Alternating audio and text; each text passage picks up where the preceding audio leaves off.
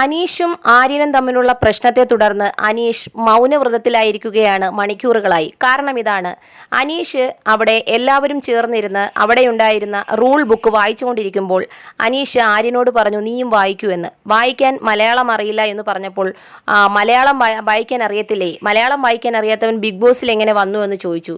ഇവൾ മലയാളം വായിക്കാൻ അറിയേണ്ട കാര്യമൊന്നുമില്ല, അറിഞ്ഞിരുന്നാൽ മതി എന്ന് ആര്യൻ പറയുകയും അതിനെ തുടർന്ന് മലയാളം വായിക്കാൻ അറിഞ്ഞിരിക്കണമെന്ന് 10-30 വട്ടം ഇങ്ങനെ പറഞ്ഞ് ആവർത്തിച്ച് ഇറിറ്റേറ്റഡ് ആക്കിയപ്പോൾ അഭിലാഷ് എഴുന്നേറ്റ് പറഞ്ഞു, ഒന്ന് നിർത്തുന്നുണ്ടോ, ഇവിടെ എല്ലാവരും ഇത് കേൾക്കാനാണ് ഇരിക്കുന്നത്, നിങ്ങൾ എവിടെയെങ്കിലും മാറിപ്പോയിന്ന് സംസാരിക്കുമെന്ന്.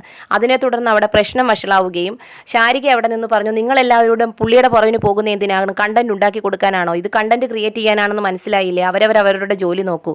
മുൻകാലങ്ങളിലുള്ളവരെല്ലാം കണ്ടന്റ് ക്രിയേറ്റ് ചെയ്ത് വിൻ ചെയ്ത് വന്നതെല്ലാം ഈ വഴിക്കാണ് എന്ന് പറയുകയും ചെയ്തു. അത് സാധാരണക്കാരുടെ സ്ട്രാറ്റജിയാണ് ഇയാൾ ഉപയോഗിക്കുന്നതെന്ന് ഒണിയൽ സാബു.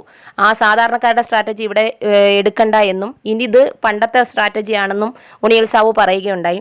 അതിനുശേഷം അക്ബർ ഖാൻ പറഞ്ഞു, നമ്മളും നിങ്ങളെപ്പോലെ കോമണറാണ്, ഞാനൊരു പാട്ടുകാരനാണ് എന്ന് മാത്രമേ ഉള്ളൂ, ഞാനും സാധാരണക്കാരുടെ പ്രതിനിധിയായി വന്നതാണെന്ന് പറയുന്നു.